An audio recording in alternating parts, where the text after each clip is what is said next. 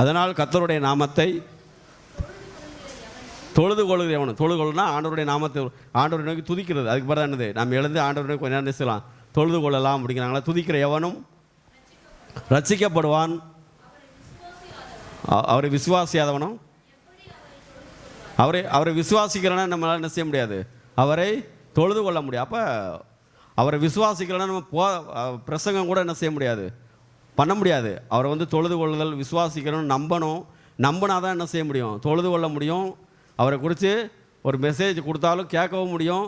கேட்குறவங்களும் அவரை நம்பணும், பேசுகிறவங்களும் அவரை என்ன செய்யணும், நம்பணும். சும்மா பேசிட்டு போயிடக்கூடாது. படி. அவரை குறித்து கேள்விப்படாதவர்கள் எப்படி விசுவாசிப்பார்? ஆண்டவரை பற்றி நீங்கணும் கேள்விப்பட்டிருக்கணும். கேள்விப்படனா யாரோ ஒருத்தர் சொல்லியிருப்பாங்க, நமக்கெல்லாம் யாரோ ஒருத்தர் சொல்ல போய் தான் நம்ம இங்கே வந்திருக்கிறோம். எடுத்த உடனே என்ன செய்யலை, யாருமே ஆதி கிறிஸ்தவர்கள்லாம் கிடையாது, பல தலைமுறையாக எங்கள் வீட்டில் கிறிஸ்டியன்லாம் கிடையாது. என்ன, நான் தான் மொதல் எங்கள் வீட்டில் நினைஞ்சேன். அதே மாதிரி தான் நீங்களும். அப்போ கேள்விப்பட்டவன்னு விசுவாசிக்கும். படிங்க. பிரசங்கிக்கிறவன் இல்லாவிட்டால், பிரசங்கம்னா இருக்கிற சொல்லிட்டேன், உபதேசம். பிரசங்கிக்கிறவன் இல்லாட்டால் யாருமே என்ன செய்ய முடியாது, கேள்விப்பட முடியாது. அதனால தான் நெஞ்சார் பவுலை ஆண்டவர் தெரிந்து கொண்டார். அப்போஸ்தலர்கள் பவுல் எல்லாரையுமே தெரிந்து கொண்டார். ஏன் தாமே போய் நெஞ்சார், தன்னையே ஒரு ஊழியக்காரனாக உபதேசம் பண்ணுறவராக நெஞ்சார், மாற்றிக்கிட்டார். நீங்களே போய் சொல்லிட்டு வாங்கப்பா, நான் என்ன செய்யலை, வரல, என்னை பற்றி சொல்லிட்டு வாங்கன்னு அவர் சொல்லலை. அவரே தன்னையே நெஞ்சார், அர்ப்பணித்தார் அந்த ஊழியத்திற்கென்று, உபதேசத்திற்கு. படிங்க. என்ன, கட்டாயம் பிரசங்கிக்க ஒரு ஆள் என்ன செய்யணும், அனுப்பப்படணும். அனுப்பப்பட்டால் தான் கேள்விப்பட முடியும். சமாதானத்தை கூறி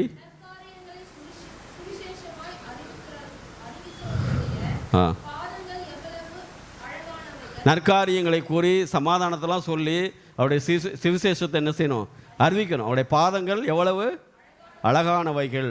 ஆண்டவருடைய பாதம் வந்து ரொம்ப அழகாக இருந்துச்சு, அவருடைய வார்த்தை அழகாக இருந்தது. ஆனால் அதனால தான் நீங்கள் அழகும் சௌந்தரியமும் உள்ளவர் அப்படின்னாங்க.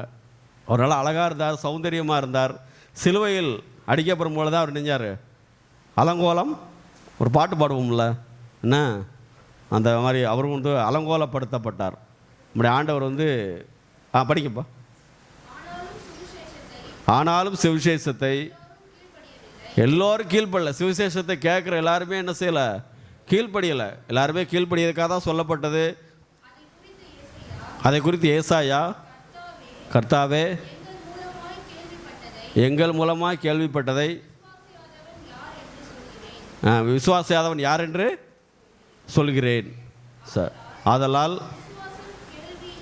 விசுவாசம் கேள்வியினாலே, என்னப்பா, விசுவாசம் வந்து கேள்வினாலே வரும். விசுவாசம் வந்து என்ன செய்யணும், நம்ம கேட்கணும். பைபிளை குறித்து நம்ம ஆராய்ச்சி பண்ணலாம். சும்மா விளையாட்டுக்காக வாதமாக தான் கேட்கக்கூடாது. உண்மையிலே நமக்கு சந்தேகம் இருந்தாலும் என்ன செய்யணும், கேட்கணும். அது மாதிரி சந்தேகங்களுக்கு உண்மையிலே சொல்லவும் செய்யணும். சொல்லாமல் இருந்தாலும் கஷ்டம், கேட்காமல் இருந்தாலும் தான் கஷ்டம்தான். நானே உபதேசம்னா என்னென்னு முதல்ல எனக்கு தெரில, என்ன உபதேசம் புதுசாக இருக்குது அப்படின்னு நான் பார்த்தேன். அப்புறமா தான் ஒருவேளை ஆலோசனையாக இருக்குமோ, அறிவுரையாக இருக்கும், பிரசங்கம், இப்போ சுவிசேஷம் சொல்கிறது இதான் அப்படின்னு நினைஞ்சேன். நான் ஆண்டவர்கிட்ட கேட்டேன், ஆண்டவர் எனக்கு உபதேசம் அது புதுசாக இருக்குது, எப்படி ஆண்டவரே அப்படின்னு பேசணும் போல தான் நினைஞ்சேன். ஆண்டவர் எனக்கு வெளிப்படுத்தினார். சரிப்பா.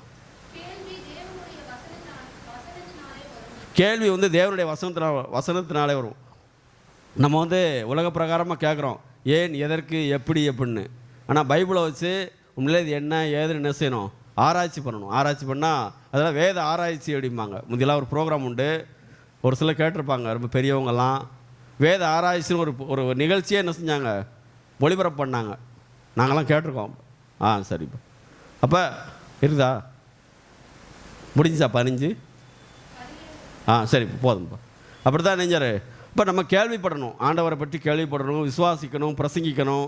பிரசங்கிக்கிறதுக்கு ஆள் என்ன செய்யணும், அனுப்பப்படணும். நம்ம சபையிலேருந்து கூட 3 பேர் போயிருக்கிறாங்க பிரசங்கிக்கிறதுக்கு. சார்லஸ், வசந்து, இன்னொன்று யார், விக்னேஷ், 3 பேர் ஆண்டவர் அனுப்புனார். நம்ம அனுப்பிட்டோம்னு சொல்லக்கூடாது, ஆண்டவர் தான் அவங்களை அனுப்பியிருக்காரு. இன்னும் நிறைய பேர் அனுப்புவார்.